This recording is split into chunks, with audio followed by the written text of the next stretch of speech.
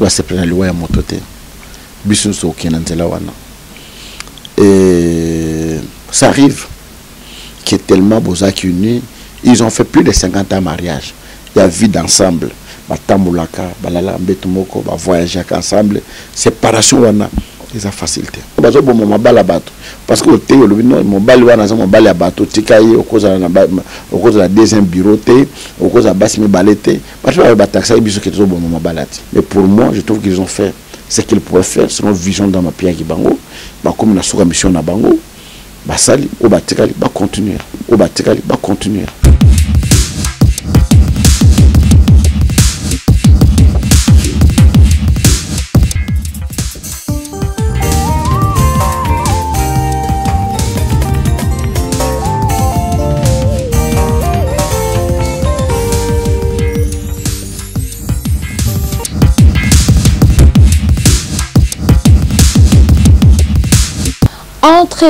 Entre nous, c'est votre émission que vous aimez tant, cher Internet de la diaspora.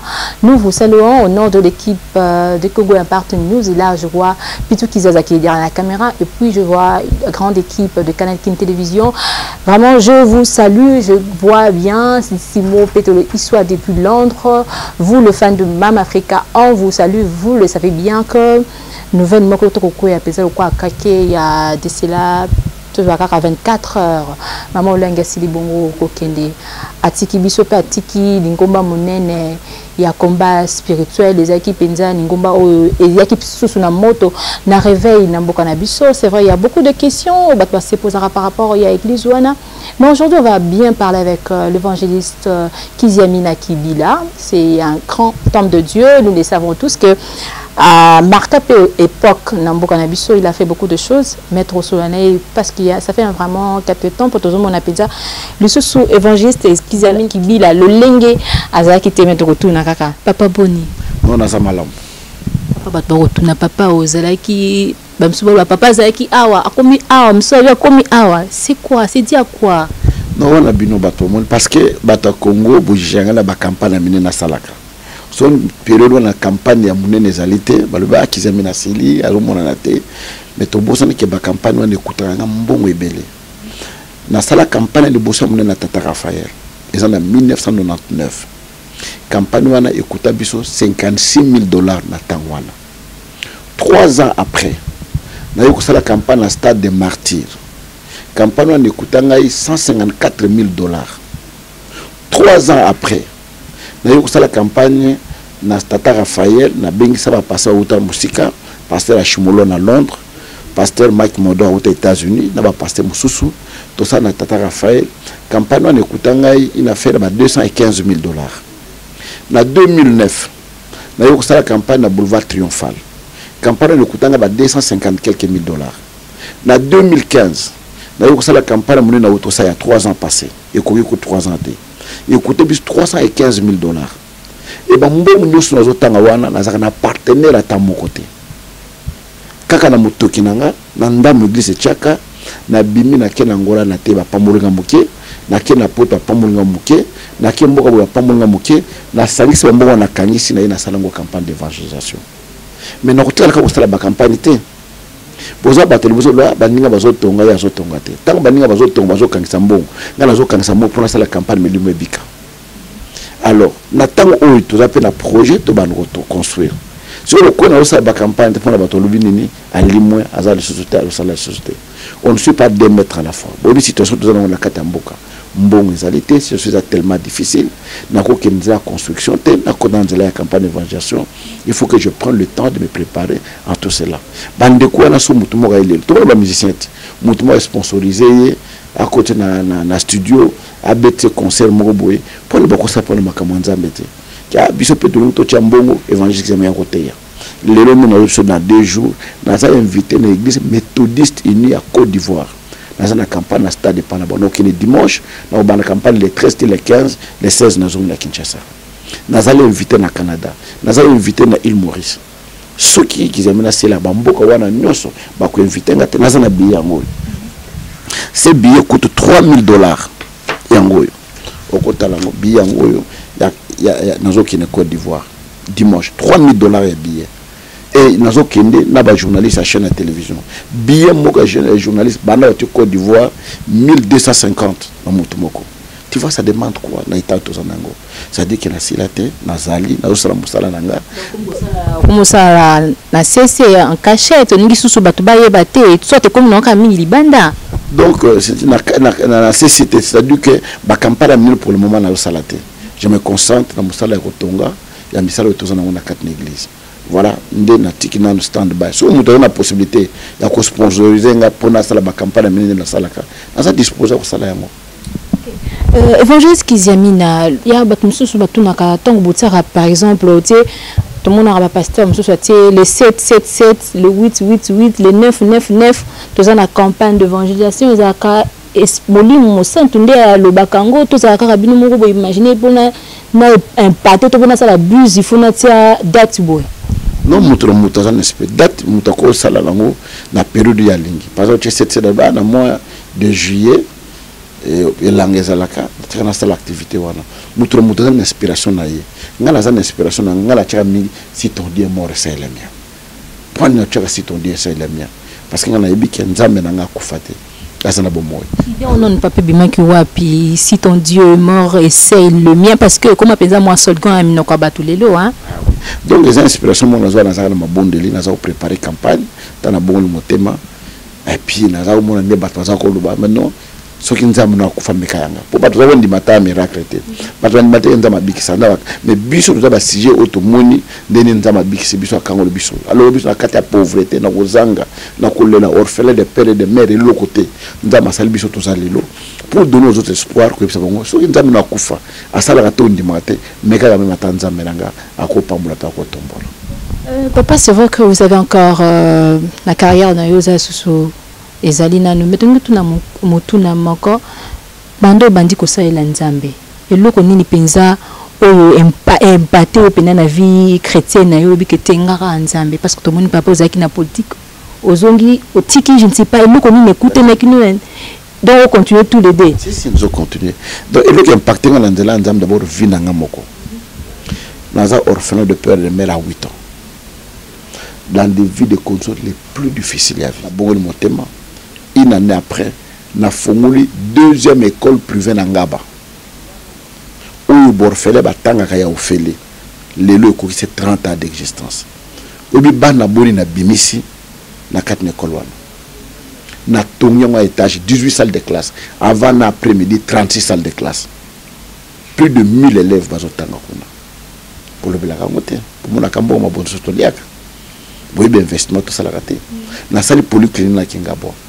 Et ça n'a pas de traitement, il y a ofele.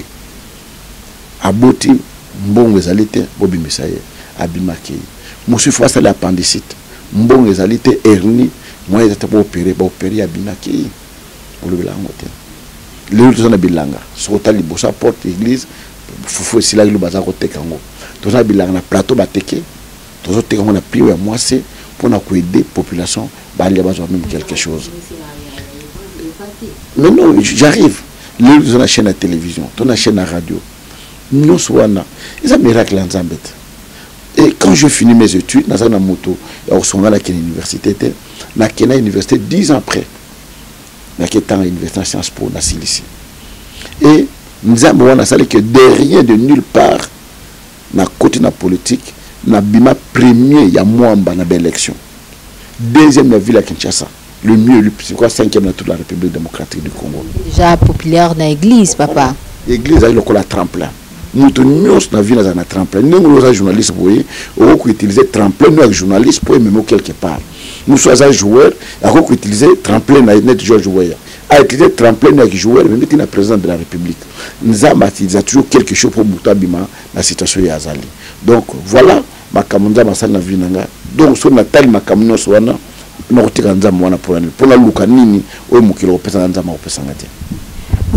vraiment ce témoignage.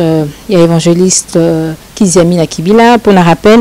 Azali Bongo, visionnaire, il y a ministère la puissance du nom de Jésus-Christ, évangéliste Kiziamina Kibila. Boyebi bino boyebi était yeyo papa motuna mususu tonto tuna penza rencontre na yo kokota vraiment na kati politique, c'était comment ni mpende émotiva qui vraiment kokota na politique? La première des choses, tant na coli na pasteur nazaki na poussa na sala école biblique na kenda pour na commissaire par le non l'école les protestante il faut une recommandation moko et l'église protestante ba commissaire yo na ina kutana papa Ilunga église ya Gama église moi munene ya KDC ezana barumbo asalinga mukana na kina kotu non wana eza communauté église il faut président ya communauté asalo mukanda na kina kutani na papa Chisonga za représentant légal asalinga recommandation na kodisi oh comment yo mutu moza des recommandations na ya pasteur na ya boy na moni complication dans le non quelle est la science politique na kena yelka na commission na taille pendant 5 ans na silisa na science po na 1997 pratiquement 10 ans après nous avons eu à cœur que la classe au Tanga il est temps maintenant au Salela la classe wana et en plus de cela il faut que la politique ait appel ait vocation ait aucun nous ça la pour na battre mususu aucun nous réfléchir pour na battre mususu aucun nous défendre battre mususu alors nous avons tant pour ça en tant que pasteur il faut na côté place wana na meka quand même pour défendre ba démunis na même pour contribuer à tant moi moki na oyo na yeko la peine atanga na classe c'est comme ça pour te côté na politique une élection je me suis présenté pour na zana na moto ko nommer ngate qui est nommé boye na lokola l'élection est ouverte na moto nyonso na tenter na ngabe l'élection est ouverte na côté na ngai na yeko côté na kata d'élection ndama sal pengulu na yeko gagner l'élection na yeko côté na parlement et puis na continuer la vie politique et tant na côté kuna na yeko mona que il est très important que bateau bazabana na nzambe bakota pour nous changer ma kamosusu mais tel que je te sais na une minoritaire ma kamo beleza qui passe il faut bouger ba ligne mais les Congolais ne m'avaient pas compris ba mona ko la kino lukambo au contraire au côté dans la politique et faire perdre un temps et belé pour un bon mais ils ont vocation ils appellent le la mettre en tant que ça dans la classe et malgré ba foutre ay malamuté mais azaka la posa wana ya kotangisa et je suis allé pour ça parce que tout ce que j'ai dans ma vie dans la politique mais j'ai beaucoup influencé ma camosus à côté de la commission anticorruption à côté même j'étais parmi les députés ba boya ba réviser constitution boka na télé mais la peine de lokwana même prime au bapesa ba député nyonso na ba loi ndengwana na boya même aux prime wana tous les députés nyonso yebi mboka oyo j'étais le seul à hôtel melango lelo ya attaqué to ko na mutambo wana ce que yo kanga na tangwana mais to ko aux autres lelo te donc c'est-à-dire que j'ai dû influencer tant soit peu on a quoi au sala papa au quotidien ma politique papa balobaka politique ça plus le kuta en plus par rapport à makambezo de kapena na mboka pour nakota penza na kationa te tout comme on a penza lenge déjà mandat de Jesila mais tout comme on a ba député ba ko siéger kaka que direz-vous par rapport à ça? Non, la politique est à l'okutate. On ne peut pas avoir une science. Vous êtes intellectuel. Botangi science mauvaise à la peau na kosa ba trop lax abané na kosa ils la raté. Ils ont maté science news même docteur notamment qui notant à l'université bazo qui notant pour prendre ndene rolong là bas basé mo bien ko boma bato. Ils ont battu mauvaise foi ba utiliser ça pour point négatif.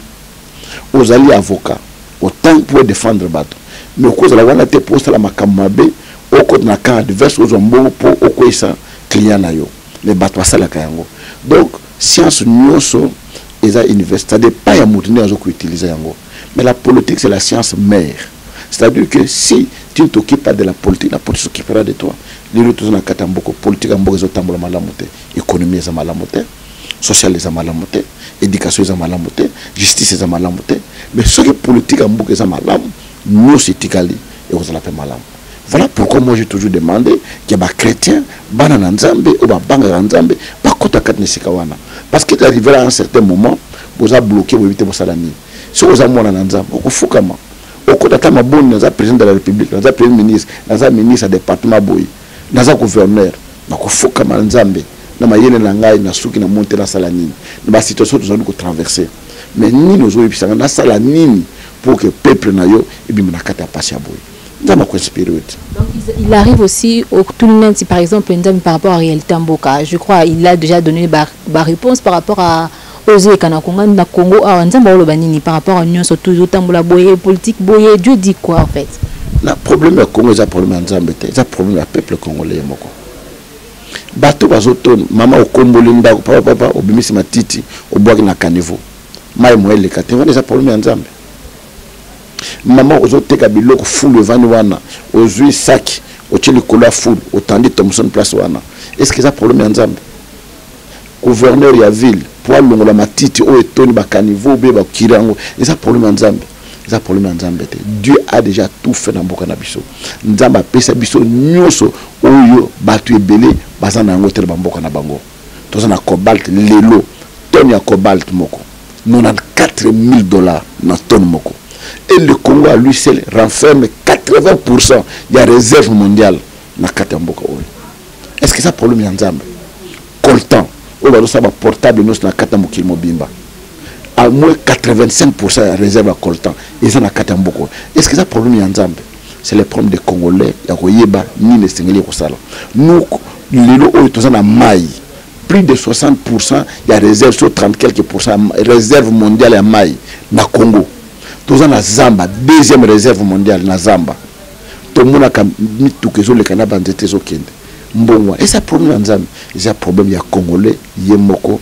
Ayeba awuti wapi akomi wapi azokene wapi a se décider bamboka mindelo est-ce que basambela ça problème nzambe pour kotonga ba immeuble kotonga ba école kotonga bo pito ça problème nzambe mais c'est pas là na ba poto bamboka wana ils ne connaissent pas, sont des occultistes pas autant mboka na bango problème congolais ça congolais yemboko ça problème nzambe papa tozonga penza lisusu na kati ya mama likamuna biso déjà na annonce qui on pena na début to betana lisusu la mama olangi penza si kokende balandani na papa c'est vrai que ça pesimo ba nungu pende bina kati biso bi o kisi basimba ba umba lero balandani biso o te bolimolele na kati donc il y a beaucoup de polémiques okende na c'est ba msu ba sepeli ba msu bazana mawa je ne sais pas okoko lo banini na basana nzambe bana CFMC okoko lo bana bangoni.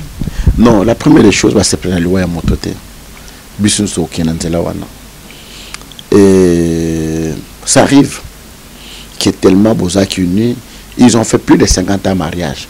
Il y a vie d'ensemble. Batamulaka, balala mbetumoko, ba voyager ensemble. Séparation wana, ils ont facilité. Moi j'ai du mal à me remonter tant la perdre avec moi na ngai. J'ai souffert longtemps. Et à chaque fois nous avons tamulandela sur na moni moi na âge naé, ça me rappelait toujours. La monument na taille naé, ça m'a rappelé toujours. Mais Moutou va passer plus de 50 ans pour la ramber tout mon corps. Vous savez ce que ça fait. Ça peut y arriver. Choc wana. Donc, moi je ne trouve pas extrapolation à Congolais, Salaboye, Boyenabo. Et l'autre n'est Salama Benakatamboko. Kabule ba couple belé ba chegelelo so kuna ba chegelelo ezali faute na bango na message na bango ba memena ki bana nzambe ba kaboli mingi bana na nzambe wana baza bana mikete baza ba mikolo. Il faut avoir le discernement ngana côté le biso baza kuza no bazo bomo mabala bato parce que o te lo bino mobali wana za mobali ya bato tikai okoza na okoza la deuxième bureau te okoza basi mi balete bato ba taxa biso ke zo bomo mabalati eza ma tête te ya ka muto muto zozwa na ndenge na ye. C'est leur compréhension. La jeune, c'est biblique. La jeune, c'est biblique. La jeune, c'est malade. Obi c'est comme ça là 100 jours, 50 jours. Ozo petit à petit na kufa na ye. Mais muto na ko lo bakendo ngana zo melakisi. La biso na jeune mo mo ko pisanga lo papa. Nazo melakisi na problème justement. Le ko zo melakisi au colia moi eloko mo léger et personne makasa na kiso za le komel. On n'interdit pas aux gens. Donc les Congolais vont toujours à l'extrême. Congolais sont à Ibilikambo. Alors que nous sommes en extrême. Ceux qui m'ont bé, en extrême. Ceux qui m'ont l'âme, en extrême. Alors, l'eau que nous sommes en extrême, mais ça va toujours m'abbé. Par exemple, le message de délivrance. Au début, même le pasteur rebelle, ça va critiquer pour la délivrance. Mais l'église n'est pas la délivrance. Tout le monde n'a pas de délivrance. Tu comprends? Jeûne, tout le monde n'a pas de jeûne et prière. Donc, na chaque message dans les locaux non peut-être moi erreur moi bien moi et loko mo boye kozala même biso mususu peut-être moi excès des na bateau des autres et kozala mais pour moi je trouve qu'ils ont fait ce qu'ils pouvaient faire selon vision dans ma pierre bango ba comme na soka mission na bango ba sali ou ba tikali ba continuer. C'est un réel plaisir pour moi de présenter votre émission Entre nous avec l'évangéliste Kiziamina Kibila Jean Oscar. Papa te connais vraiment Nasuka. J'aimerais à ce que devant la caméra, Yomoko, devant la caméra, question Tuntotuna. Papa, et le connaît Nipino, ce qu'ici il faut à refaire. Et le connaît Noko Sanzama Bandela et Panayo. La première des choses,